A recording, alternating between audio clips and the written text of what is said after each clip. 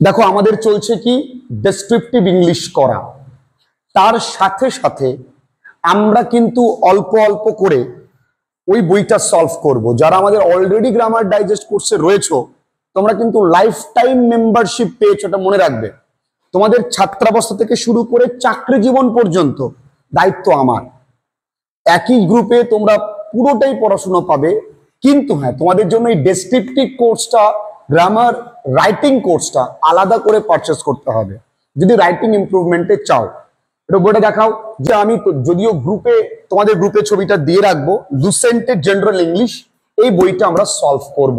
এই বইটা পেজ 1 থেকে আমরা শুরু করে পুরোটাই এই বইটা সলভ করব উইদাউট এনি হেজিটেশন। আমরা এই বইটা সলভ করব। তার পাশাপাশি একটু বলি ধর্মা, আমরা যে চলছিলাম আজকে রাইটিং কোর্সে, সেখানে আজকে আমরা দেয়ারের ব্যবহারটা শিখবো। কার ব্যবহার শিখবো? দেয়ার। দেয়ারের ব্যবহার মানে কি? যদি বলি আমার একটি পেন আছে, ইংরেজি কি? I have a pen. আমাদের গ্রামে একটি স্কুল আছে, তাহলে our village has a school না। ব্যাপারটা হচ্ছে পার্সোনাল। কি বললাম বন্ধুরা? পার্সোনাল মানে কি বাংলায়? ব্যক্তিগত। এর বিপরীত কি বন্ধুরা? ইমপার্সোনাল। ইমপার্সোনাল মানে অব্যক্তিগত। যদি ব্যক্তিগত হয় তাহলে আমরা কি লিখি? আমরা প্রেজেন্ট টেন্সে হ্যাভ, পাস্ট টেন্সে হ্যাড, আবার এটা লিখি, তাই তো? আর যদি ইমপার্সোনাল হয় তাহলে আমরা কি ব্যবহার করি বন্ধুরা? দেয়ার। এবার এই দেয়ারের বিভিন্ন ব্যবহার আছে, ভালো করে বুঝতে হবে। শুধু বুঝলে চলবে না, লিখতে হবে। কিন্তু একটা আমি নিজে লিখবো, একটা তোমরা লিখবে। নিজে লিখবে, তোমরা লিখবে, নিজে লিখবে, তোমরা লিখবে। কি দেয়ার ইজ আর আর থাকলে কি হয়? আছে বা থাকে। এই বাংলা লেখা একটু কষ্ট হতে পারে যে এই দুটো লেখা তো এক লোকের নয়, কি ব্যাপার? এটা আমার ছাত্রী লিখে দিয়েছে, আমার বোন লিখে দিয়েছে, এইটা অখাদ্য হাতের লেখা আমার, প্রাউডলি বলছি। তাহলে ইজ আরটা আছে বা থাকে, ওয়াজ ওয়্যার ছিল, উইল বি হবে, থাকবে, মেবি হতে পারে বা হতে পারতো, মাইট বি কি? থাকতে বা হতে পারতো। দুটো দেখো সিমিলার না প্রায়? তাহলে তুমি কখন লিখবো?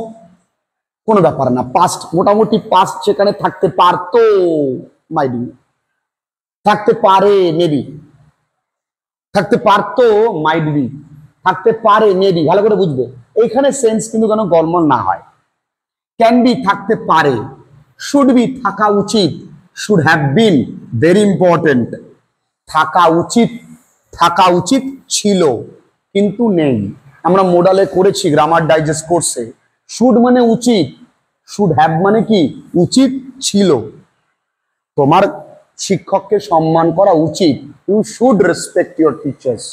তোমার শিক্ষককে সম্মান করা উচিত ছিল কিন্তু তুমি করনি, তাহলে you should have respected your teacher. Clear? তাহলে শুড হ্যাভ মানে কি? ছিল। মাস্ট বি মানে নিশ্চয়ই আছে, there must be a raincoat, খোঁজো পেয়ে যাবে, নিশ্চয়ই একটা রেইনকোট আছে। ঠিক। সিমস টু বি আছে বলে মনে হয়। দেখো কত কিছু, এক দেয়ারের কত নিয়ম আছে তোমরা দেখলে। আমাদের গ্রামে একটি গ্রামীণ পাঠাগার রয়েছে, তাহলে কি হতে পারে? There is a library. কোথায়? In our village. ছিল, কি হবে? কত সোজা, দেয়ার ওয়াজ। থাকতে পারে, উইল বি। থাকা উচিত, দেয়ার শুড বি। সোজা না? হয়তো বা আছে, তাহলে কি? দেয়ার সিমস টু বি বা দেয়ার মে বি। গিয়ে দেখলে গ্রামে নেই, তাহলে কি বলছো? এই গ্রামে থাকা উচিত ছিল, তাহলে there should have been a library in the village. ভালো করে বোঝো। বন্ধু বললো, বন্ধু আমার গার্লফ্রেন্ড আছে, তাহলে কি এখানে দেয়ার আসবে? গার্লফ্রেন্ডটা কি আমার ব্যক্তিগত? তো অব্যক্তিগত তো নয়, তাহলে কিন্তু এখানে দেয়ার আসবে না। বুঝতে পারলাম? একটা দিয়ে সব বুঝে গেলে এবার আসো প্র্যাকটিক্যাল করি। বুঝতে না পারলে বলবে কিন্তু। Seems to be. আচ্ছা, বাতাসে অক্সিজেন আছে, তাহলে কি লিখবো? There is oxygen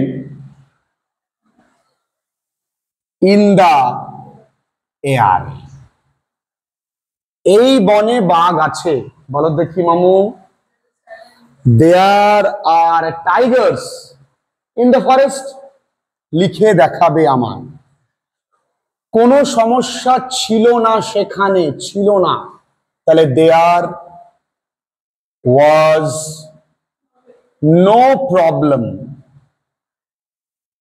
there was no problem, সেখানে মানে তো দেয়ার লিখেই দিয়েছে। সেখানে প্রায় 1000 লোক ছিল, তাহলে কি? There were thousands people. There were 1000 people. কোনো বিপদ হবে না, there will be no mishap. নতুন শেখো, mishap. There will be no mishap, তাহলে হবে না মানে কোনটা হবে? এই যে উইল বি। আচ্ছা, তোমার লেখায় অনেক ভুল থাকবে, বানান ভুল, তাহলে there will be so many spelling error. Spelling errors কোথায়? তোমার লেখায়, in your writings, in your writing. ও বন্ধু, আমরা আবারও এগোচ্ছি, বলেছি না বোঝানো পর্যন্ত ছাড়বো না। অনলাইনে কি হয়েছে, সব জায়গায়, এখানে অফলাইনও পড়ছে, দেখে নাও। বাতাসে অক্সিজেন আছে, বাতাস গুনগুন, there is an oxygen, there is oxygen কনে। এবার যদি বাতাসে কেউ দুর্গন্ধ ছেড়ে দেয়, আচ্ছা গন্ধ ইংরেজি কি জানো? গন্ধ ইংরেজি বলো, ফ্রেগ্রেন্স। আর দুর্গন্ধ ইংরেজি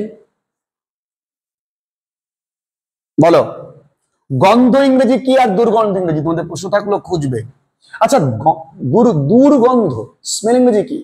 গন্ধ। দুর্গন্ধ ফাউল স্মেল। বাজে গন্ধ ইংরেজি কি? Foul smell. আচ্ছা, এই বনে বাঘ আছে, পারবে তো?